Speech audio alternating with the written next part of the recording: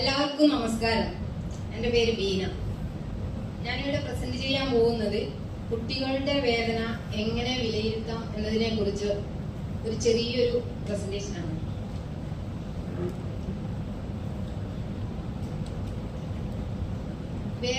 Pain is an unpleasant sensory and emotional experience. വേദന എന്നത് കേവലം ഒരു ശാരീരികമായ ഒന്നല്ല, മറിച്ച് അത് വൈകാരികം കൂടിയാണ്. It is very complex. സങ്കീർണമായ ഒരു അവസ്ഥയാണിത്. It is subjective experience. അതേപോലെ തന്നെ ഇത് ഒരു അസുഖകരമായ ഒരു സെൻസേഷൻ ആണ്. Alerts as to potential harm. നമുക്ക് വരാനിരിക്കുന്ന അല്ലെങ്കിൽ വന്നിട്ടുള്ളതോ ആയ ഒരു അപകടത്തെ സൂചിപ്പിക്കുന്ന ഒന്നാണ്. It varies from person to person. ഓരോ വ്യക്തികളെയും അത് വ്യത്യസ്തമായിരിക്കും. Can be considered as a fifth vital sign.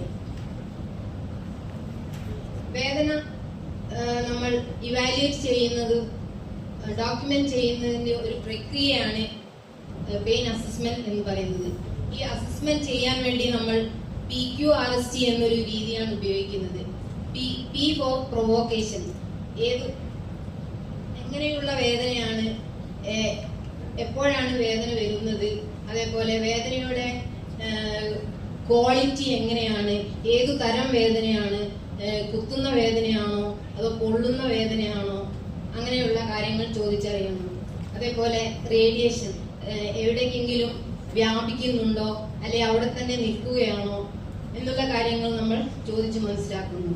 അതേപോലെ ഇതിന്റെ തീവ്രത എത്രത്തോളം ഉണ്ട്, വേദന ഏതു സ്ഥലത്താണ് ഇപ്പോൾ അനുഭവിക്കുന്നത്, അതേപോലെ എപ്പോഴാണ് വേദന തുടങ്ങിയത്, അത് മറ്റെവിടേക്കെങ്കിലും വ്യാപിക്കുന്നുണ്ടോ എന്നുള്ള കാര്യങ്ങളൊക്കെ അന്വേഷിച്ച് നമ്മൾ ഇവാലുവേറ്റ് ചെയ്യുകയും ഡോക്യുമെന്റ് ചെയ്യുകയും ചെയ്യുന്നു.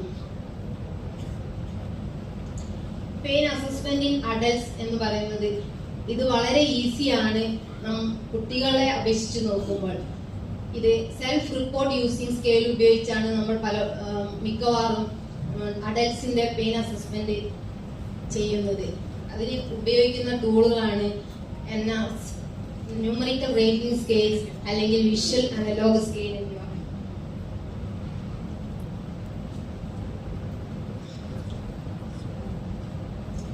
കുട്ടികളിലെ പെയിൻ അസസ്മെന്റ് ചെയ്യാൻ നമുക്ക് ഒരുപാട് വെല്ലുവിളികൾ നേരിടാറുണ്ട്.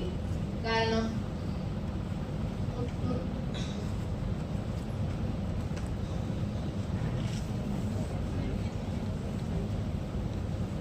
കുട്ടികളുടെ വേദന വിലയിരുത്തുന്നത് വളരെ കോംപ്ലക്സ് ആണ്.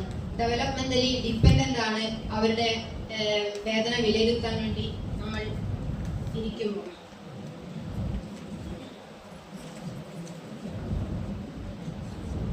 അതേപോലെ തന്നെ ടൈം കൺസ്യൂമിംഗ് ആണ്. ഒരുപാട് സമയം നമ്മൾ അവരുടെ അടുത്ത് ചെലവഴിച്ചാൽ മാത്രമേ നമുക്ക് അവരുടെ കയ്യിൽ നിന്നും ആവശ്യമായ ഡീറ്റെയിൽസ് ലഭിക്കുകയുള്ളൂ. അതേപോലെ തന്നെയാണ് ബേബി ലാംഗ്വേജ്. അവരുടെ ലാംഗ്വേജിൽ മാത്രമേ നമുക്ക് സംസാരിച്ചാൽ മാത്രമേ അവരുടെ കാര്യങ്ങൾ നമുക്ക് ലഭിക്കുകയുള്ളൂ. വേദനയാണെങ്കിൽ ഉവ്വാവുണ്ടോ അല്ലെങ്കിൽ ഭക്ഷണം കഴിച്ചോ എന്ന് മമ്മം കഴിച്ചോ, അങ്ങനെയുള്ള അതൊക്കെ ഉദാഹരണങ്ങളാണ്. അങ്ങനെ ഉള്ള ലാംഗ്വേജിൽ സംസാരിച്ചാൽ മാത്രമേ നമുക്ക് പെയിൻ അസസ്മെന്റ് ചെയ്യാൻ പറ്റുള്ളൂ. അതേപോലെ തന്നെയാണ് ഏജ് അപ്രോപ്രിയേറ്റ് ടൂൾസ് ഉപയോഗിച്ച് മാത്രമേ നമുക്ക് അവരുടെ പെയിൻ അസസ്മെന്റ് ചെയ്യാൻ പറ്റുള്ളൂ. ചെറിയ കുട്ടികൾക്ക് ചിത്രങ്ങളും കാർട്ടൂണുകളും മറ്റും കാണിച്ച് നമുക്ക് കാര്യങ്ങൾ ചോദിച്ചറിയാം. എന്നാൽ കുറച്ചും കൂടി പ്രായം കൂടിയ കുട്ടികളിൽ കാര്യങ്ങൾ വിശദമായി ചോദിച്ച് അന്വേഷിച്ച് കണ്ടുപിടിക്കാം. അതേപോലെ തന്നെയാണ് അവരുടെ കോഗ്നിറ്റീവ് ലെവൽ അനുസരിച്ച് മാത്രമേ നമുക്ക് കാര്യങ്ങൾ അന്വേഷിച്ചറിയാൻ പറ്റുള്ളൂ. ഏജിനനുസരിച്ച് കുട്ടികളുടെ കമ്മ്യൂണിക്കേഷനും വ്യത്യാസപ്പെട്ടിരിക്കും. കുട്ടികളിൽ ഉപയോഗിക്കുന്ന അസസ്മെന്റ് മെത്തേഡുകളാണ് numerical rating scale. Numerical rating scale സാധാരണയായി നമ്മൾ ഒരു 8 വയസ്സിന് മുകളിലോട്ടുള്ള കുട്ടികൾക്ക് കാര്യങ്ങൾ കൃത്യമായി തിരിച്ചറിയാൻ പറ്റുന്ന കുട്ടികളിലാണ് ഉപയോഗിക്കുന്നത്. അത് വോംബേക്കർ ഫേസ് സ്കെയിൽ, അത് കുറച്ച് മുഖങ്ങളുടെ ചിത്രങ്ങൾ കാണിച്ചുകൊണ്ട് നമ്മൾ ചെയ്യുന്നു. അതേപോലെ തന്നെയാണ് മൈൽഡ് പെയിൻ ആണോ, മോഡറേറ്റ് ആണോ, സിവിയർ ആണോ എന്നറിയാൻ വേണ്ടി ഫിംഗർ സ്പാൻ സ്കെയിൽ ഉപയോഗിക്കുന്നു. കുഞ്ഞു കുട്ടികളാവുമ്പോൾ നമ്മൾ ഉപയോഗിക്കുന്നതാണ് observational or behavioural scale, like flag scale. അതുപോലെ തന്നെ പ്രധാനപ്പെട്ടതാണ് പാരന്റ് ഇൻപുട്ട്. പാരന്റ് ഇൻപുട്ട് എന്ന് പറഞ്ഞാൽ ഈ ചെറിയ കുട്ടികൾക്ക് എത്രത്തോളം നമുക്ക് ഡീറ്റെയിൽസ് തരാൻ പറ്റുന്നറിയില്ല. കുട്ടികളുടെ കാര്യങ്ങൾ നന്നായിട്ട് അറിയുന്നത് അവരുടെ പേരൻസ് ആയിരിക്കും. അപ്പോൾ അവരുടെ നോളജും കൂടി നമ്മൾ അന്വേഷിച്ചറിയേണ്ടതുണ്ട്. ന്യൂമറിക്കൽ റേറ്റിംഗ് സ്കെയിൽ എന്ന് പറഞ്ഞാൽ 0 to 10 വരെയുള്ള ഒരു സ്കെയിലാണ്. 0 to 10 വരെയുള്ള 11 അക്ക നമ്പറുകളാണ് അതിൽ ചെയ്യുന്നത്. അത് 0 എന്ന് പറഞ്ഞാൽ ഒട്ടും വേദന ഇല്ലാത്ത ഒരവസ്ഥയാണ്. 1 എന്ന് പറയുമ്പോൾ കുറച്ചുകൂടെ വേദന, 2 എന്ന് പറയുമ്പോൾ അതിലും കുറച്ച് വേദന. അങ്ങനെ 1 to 3 വരെ മൈൽഡ് പെയിനും, 4 to 6 വരെ കാണിക്കുമ്പോൾ മോഡറേറ്റ് പെയിനും, 7 to 10 വരെ കാണിക്കുമ്പോൾ അത് സിവിയർ പെയിനുമായിട്ട് കണക്കാക്കാം. വോംബേക്കർ ഫേസ് സ്കെയിൽ, ഇതിൽ നമ്മൾ ഉപയോഗിക്കുന്നത് സന്തോഷമുള്ള മുഖം മുതൽ സങ്കടമുള്ള മുഖം വരെയാണ്. ആ 0യിൽ കാണുന്നത് ഒട്ടും വേദനയില്ലാത്ത, ഒരു ബുദ്ധിമുട്ടും ഇല്ലാത്ത ഒരു കുട്ടിയുടെ മുഖം ആണ് കാണിക്കുന്നത്. 2 എന്ന് പറയുമ്പോൾ കുറച്ച് വേദന അല്ലെ കുറച്ച് ബുദ്ധിമുട്ട് അനുഭവിക്കുന്ന ഒരു കുട്ടിയുടെ മുഖമാണ്. 10 എന്ന് പറയുമ്പോൾ ഇനി അവന് ഒരു വേദനയും സഹിക്കാൻ കഴിയില്ല, അത്രയും വേഴ്സ് ആയിട്ടുള്ള ഒരു വേദനയാണ് അതിൽ കാണിക്കുന്നത്. അപ്പോൾ നമ്മൾ ഇത് കുട്ടികളോട് കൃത്യമായി പറഞ്ഞു കൊടുക്കുമ്പോൾ കുട്ടിക്ക് മനസ്സിലാവും കുട്ടിയുടെ അവസ്ഥ ഉള്ള മുഖം ഏതാണെന്ന് അവൻ തൊട്ട് കാണിക്കും. ഇത് ഫിംഗർ സ്പാൻ സ്കെയിലാണ്. കുട്ടികളോട് നമുക്ക് ചോദിക്കാം, കുട്ടിക്ക് ഇത്രയാണോ വേദന, ഇത്രയാണോ വേദന, അല്ലെങ്കിൽ ഇത്രയാണോ വേദന. ഇങ്ങനെ കാണിക്കുമ്പോൾ അത് മൈൽഡ് പെയിനും, ഇത് കാണിക്കുമ്പോൾ അത് മോഡറേറ്റും, ഇത്രയും കാണിക്കുമ്പോൾ അത് സിവിയർ പെയിനുമാണ്.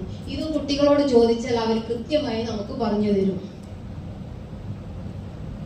കൂടാതെ നമ്മൾ മറന്നു പോകരുത്, നമ്മൾ ഇത്രയും കാര്യങ്ങളൊക്കെ അന്വേഷിച്ച് കണ്ടുപിടിക്കുമ്പോഴും നമ്മൾ ഒന്ന് അവരുടെ ആ കുട്ടിയുടെ ഡയഗ്നോസിസ് എന്തായിരുന്നെന്ന് നമ്മൾ കൃത്യമായി മനസ്സിലാക്കിയിരിക്കണം. അതുപോലെ തന്നെയാണ് മുമ്പ് വേദന ഉണ്ടായിരുന്നോ, ഈ വേദനയ്ക്ക് വേണ്ടി അവർ എന്തെല്ലാം മാനേജ്മെന്റ് ചെയ്തിട്ടുണ്ടായിരുന്നു എന്നുള്ള കാര്യങ്ങൾ നമ്മൾ ചോദിച്ച് അറിയേണ്ടതുണ്ട്. അതുപോലെ തന്നെ ഡ്രഗ്സ്, ഇപ്പോൾ എന്തൊക്കെ മെഡിസിൻ ആണ് കഴിക്കുന്നത്, ഈ ഡ്രഗ് എടുക്കുന്നത് എങ്ങനെയാണ്, കൃത്യമായ സമയത്ത് എടുക്കുന്നുണ്ടോ, കൃത്യമായ ഡോസ് ആണോ അവരെടുക്കുന്നത്, അഡിക്കേറ്റ് ഡോസ് എടുക്കുന്നുണ്ടോ എന്നുള്ള കാര്യങ്ങൾ കൃത്യമായി അന്വേഷിക്കേണ്ടതുണ്ട്.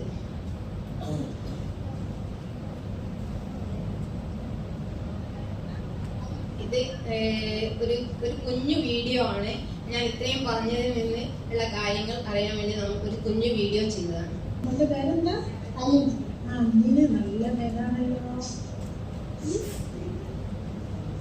ആരല്ല ഉപ്പയോ? അല്ലേ? എന്തിലെത്തി? നല്ല രസമുള്ള കാണാനിട്ട ഡ്രസ്സൊക്കെ കാര്യമായിട്ടുള്ള ഉമ്മയൊക്കെ വാങ്ങിക്കണ്ടല്ലേ? മോൻ പോയില്ലേ വാങ്ങാന്? ഇതിന് ഇഷ്ടമുള്ള നോക്കി എടുത്തതാ? എടുത്തതാ. മോനെ ഇഷ്ടമുള്ള കളറ് ചുവപ്പ് കളറല്ലേ? ശരി. ചുവപ്പ് കളർ ഡ്രസ് ഉണ്ടോ വീട്ടിൽ? ചേച്ചിയുടെ മുന്നേ കണ്ടിരുന്നു ഇവിടെ? കണ്ടിരുന്നത് വീട്ടില് ഉമ്മ എന്താ ചെയ്യുന്നത്?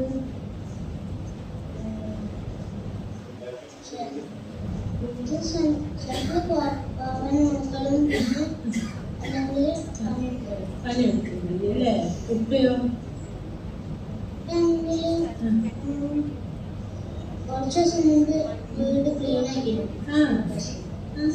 ഉമ്മക്ക് അങ്ങനെയൊക്കെ ചെയ്യൂല്ലേ? മോനെന്താ ഒരു ബുദ്ധിമുട്ടുണ്ടല്ലോ, അതെന്താ? വേദന അല്ലേ?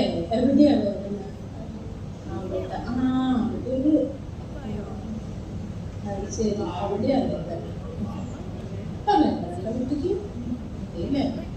നല്ല വേദനയാണോ?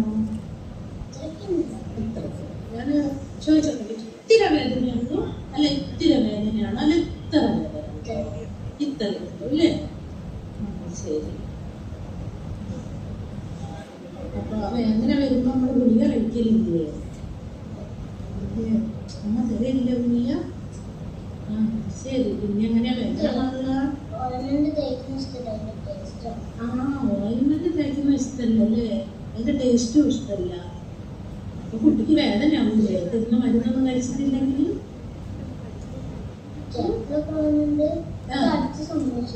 അടുത്ത് സംഭവിച്ചല്ലേ? കുട്ടിക്ക് ഇപ്പൊ പറഞ്ഞല്ലോ ഇത്ര വേദനയുള്ളൂ അല്ലേ?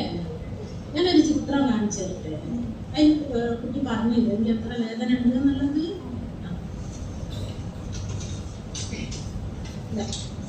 ചേച്ചി ഒരു ചിത്രം ഉണ്ടോ ഈ ഞാൻ പറഞ്ഞുതരാം. ഇത് കണ്ടോ, ഇഷ്ടം പിടിച്ചിരിക്കുന്ന ചിത്രമല്ലേ കാണുന്നത്? ഇതോ ഇത് കുട്ടിക്ക് മനസ്സിലാകുന്നുണ്ടോ? എന്താണ് കരയുന്നത് അല്ലേ? അപ്പൊ നമ്മള് ചോദിക്കാം ഇത് ചിരിക്കുന്ന ചിത്രമാണ്. അപ്പൊ കുട്ടിക്ക് ഇച്ചിരി വേദന വന്നപ്പോ കണ്ടില്ല കണ്ണൊന്ന് മുഖത്തെ ഒത്തിരി ഒരു വേദന ഉള്ള പോലെ തോന്നിയില്ലേ? അപ്പൊ ഇതിന്റെ മോനെ എത്രത്തോളം വേദന തോന്നുന്നുണ്ട് ഈ ചിത്രത്തിൽ മോന് തോന്നുന്നതൊന്നും പറയുമോ? എത്രത്തോളം അപ്പൊ ഇത്രയേ ഉള്ളൂ അല്ലേ വേദന? അത്രയേ ഉള്ളൂ അല്ലേ?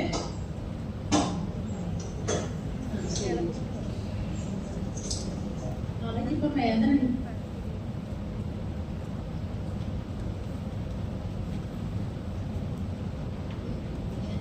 കുട്ടികളുടെ വേദനയും നമുക്ക് അസിസ്റ്റ് ചെയ്യാൻ പറ്റും. സമ്മറിയാണ്. It is very not easy.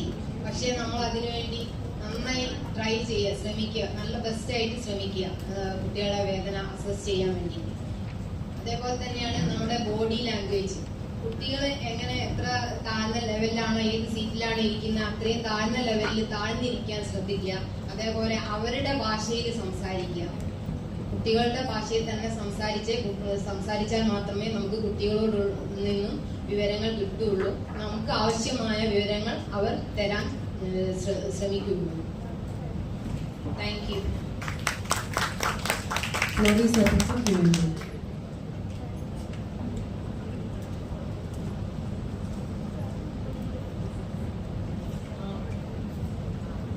പിന്നെ കുട്ടികളുടെ ബോഡി ലാംഗ്വേജിൽ നിന്ന് എങ്ങനെയാണ് നമുക്ക് പെയിൻ മനസ്സിലാക്കാൻ പറ്റുമോ? കുഞ്ഞുങ്ങൾ ചെറിയ കുഞ്ഞുങ്ങളായിരിക്കുമ്പോൾ ബേബീസ് ഒക്കെ ആവുമ്പോൾ അവരെങ്ങനെ വെച്ചാല് സംസാരിക്കാൻ കഴിയില്ലല്ലോ. അപ്പോൾ നല്ല വേദനയാണെങ്കിൽ എപ്പോഴും മുഖം ചുളിച്ചിരിക്കും, നെറ്റി ചുളിച്ചിരിക്കും, കൈകാലുകൾ ഇങ്ങനെ ശക്തി പിടിച്ചിരിക്കുക. അങ്ങനെയൊക്കെ നമുക്ക് വേദന മനസ്സിലാക്കാൻ പറ്റും. ഒട്ടും നമുക്ക് അവരെ ആശ്വസിപ്പിക്കാൻ പറ്റുന്നില്ല എന്ന് തോന്നുകയാണെങ്കിൽ നല്ല വേഴ്സ് വേദന തന്നെയാണെന്ന് നമുക്ക് മനസ്സിലാക്കാം. ബേബീസിൽ തന്നെ വേറെ എന്തെങ്കിലും നമുക്ക് എന്ത് ചെയ്യാൻ പറ്റുമോ? വേദന ആരോട് ചോദിക്കാൻ പറ്റും? കുട്ടികളിൽ ഏറ്റവും കൂടുതൽ വേദന മനസ്സിലാക്കുന്ന ആൾക്കാരല്ല പാരന്റ്സ്. അതാ ഞാൻ പറഞ്ഞത്, പാരന്റ്സിന്റെ ഇൻപുട്ടും കുട്ടികളുടെ കയ്യിൽ നിന്ന് കിട്ടുന്ന ഇൻഫർമേഷനും കൂടി കമ്പൈൻ ചെയ്താലാണ് നമുക്ക് നല്ലൊരു പെയിൻ മാനേജ്മെന്റ് ചെയ്യാൻ പറ്റുള്ളൂ. പെയിന് തടസ്സമായിട്ടുള്ള, അതായത് കുട്ടികളെ അസസ് ചെയ്യാൻ തടസ്സമായിട്ടുള്ള എന്തൊക്കെ ഉണ്ട് വേദനയ്ക്ക്? കുട്ടികളുടെ വേദന അസസ് ചെയ്യാൻ തടസ്സമായിട്ട് എന്തെങ്കിലും ഉണ്ടോ? ബാരിയേഴ്സ് എന്തെങ്കിലും ഉണ്ടോ?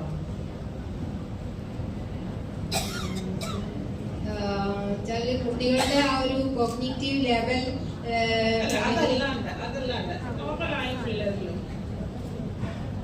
ചില കുട്ടികൾ വേദന മറയ്ക്കാൻ വേണ്ടിയിട്ട് അവര് വേദന മറക്കാൻ വേണ്ടിയിട്ട് മറ്റ് പല കാര്യങ്ങളിലും ഏർപ്പെടും. ചില കുട്ടികൾ ഭക്ഷണം കഴിക്കലായിരിക്കും. ചില മക്കള് ഭക്ഷണം കഴിക്കാതിരിക്കുമ്പോൾ നമുക്ക് മനസ്സിലാവും അവർക്ക് എന്തോ ഒരു ബുദ്ധിമുട്ടാണെന്ന്. ചില മക്കള് വെറുതെ കളിക്കാൻ പോവും വേദന മറക്കാൻ വേണ്ടി. അങ്ങനെയുള്ള കുട്ടികളെ നമ്മൾ കാണാറുണ്ട്.